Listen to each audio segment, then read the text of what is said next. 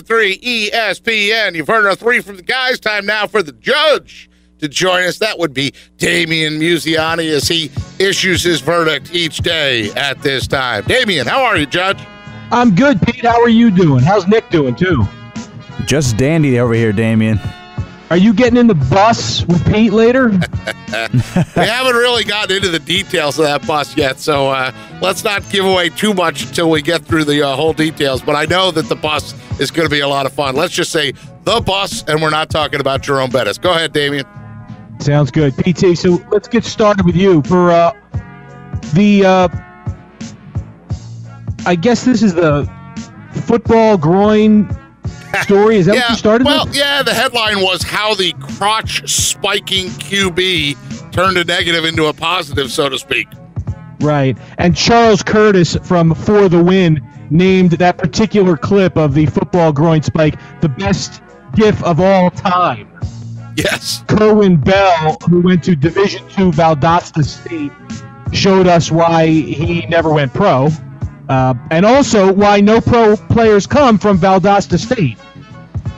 You know, watching this clip, it's not even the spike that's the best thing about this, PT. It's that he cups his groin in pain, and then an opposing player knocks him down when his defenses were correct unguarded. So Bell got interviewed this week to, I guess, revisit the moment. It's very surreal. It's like an award they give out. It's like when they give out the Raspberry Awards for the worst movie. You know, this guy talks about that play like he just won the Super Bowl. You will have a tough time unseating any clip that has the words football and groin in the title, but I got to say, that definitely is a good one. It's a keeper. Thank you. Nick, Mike Trout got decked out in Sixers gear in the Angels locker room. You know, if it wasn't for that almost mohawk he has, I swear he could pass for T.J. McConnell with the frozen smile and everything. I like that Trout gets to showcase his Philly pride. Everybody is warm and fuzzy in L.A., so I'm sure nobody cares there. But, I mean, if he played for the Mets or Yankees, I guarantee fans would have a problem with this. They would cry foul, maybe some teammates too. You know, the LA Angel fans don't care. I mean, when you play for a team, you're kind of adopting the city in some ways too. Don't you think so, PT?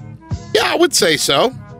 So, I mean, you know, don't you feel that, I mean, don't you guys have, I know I have a friend like this, where you have a friend who loves the Phillies, loves the Flyers, loves the Sixers, but then he's a Cowboys fan. And you got to look at that guy sideways, I think. Hey, let's hope that when Trout turns 27, he'll have Cesar Hernandez and Odubel Herrera dumping ices and shaving cream on him in the Phillies locker room, huh? Let's do it. PT. NFL Network's Dale Earnhardt's your second story. My bad. That's correct. Dale Earnhardt, he loves the Redskins so much, and we hear about this like every couple of weeks. We get a new Dale Earnhardt Redskin story on Three from the Guys.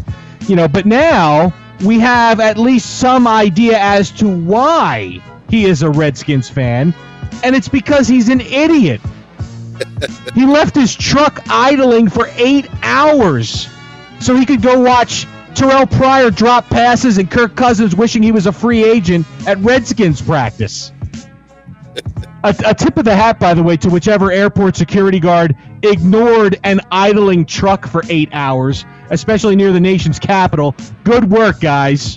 Well, I mean, what more do you need? A Kim Jong-un bumper sticker on it? I think it was a private airfield in Charlotte, and he took the plane up to get, you know what I'm saying? I don't think it was just your regular run-of-the-mill airport. Oh, okay, so then the terrorists win. I see how it is, PT. You know, maybe it's a karma thing. Maybe Dale Earnhardt, he tries not to crash in races on Saturday and then watches the Redskins hit the wall every Sunday. I think I get it. It's very zen. It's a zen way of approaching it. So, Nick, Carson Palmer got upset when he realized that he was older than his quarterback's coach, Byron Leftwich. I mean, he's just barely older. He's like 18 days older, right? I mean, it's less than a month. I mean, Palmer's born in January, and Leftwich was born in January, or whatever. Palmer was December, and Leftwich was January. Different years, but Leftwich literally less than a month younger. Yeah, I mean, both players came out the same year out of college. I personally thought Palmer was way older. But so what? I mean, Sean McVay is the head coach of the Rams. He's got 3 players older than him on the team. You know, Carson Palmer, I think he should be more concerned about being a starting quarterback for 13 years and having only 1 playoff win, you know, than whether he's younger or older than his coach. Maybe Palmer should be coaching somewhere. There's only 2 quarterbacks older than him still playing, and they both won Super Bowls. I think that this is the time we got to keep rubbing this in Carson Palmer's face. I hope a Cardinal rookie walks up to Carson Palmer and asks if he can buy him some beer.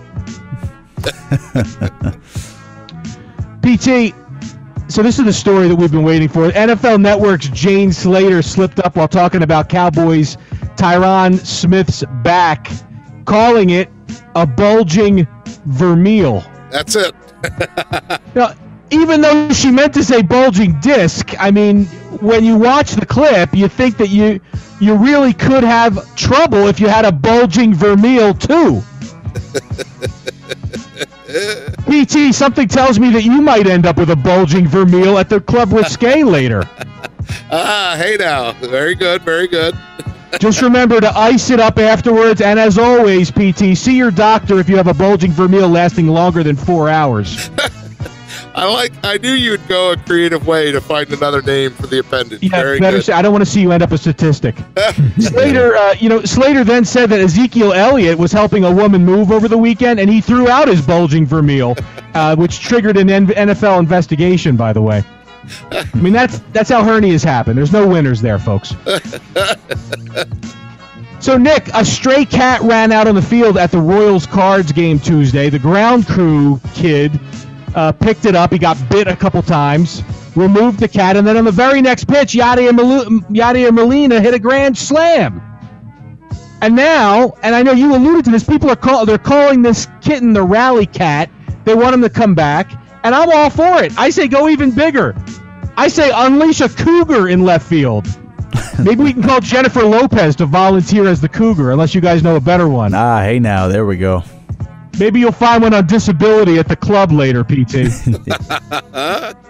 Hey, and that ground crew kid, I honestly think that ground crew kid is just the right age, too, for Jennifer Lopez. That's the same age of the guys that she dates now. Although when he grabs her, he might not get bit, but he might still need a shot of penicillin afterwards. All right, fellas.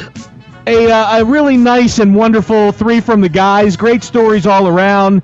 Today, the winner, in honor of everyone's bulging Vermeil, it's PT. Congratulations, you won 3 from the guys. Yes! We have a winner. Congratulations, you are one of life's winners. We'll be right back. Judge, thank you very much. Great job by you, as always. Thank you especially to Jane Slater from the NFL Network for her faux pas and leading to my win today. Who do you think story won? 609-403-0973.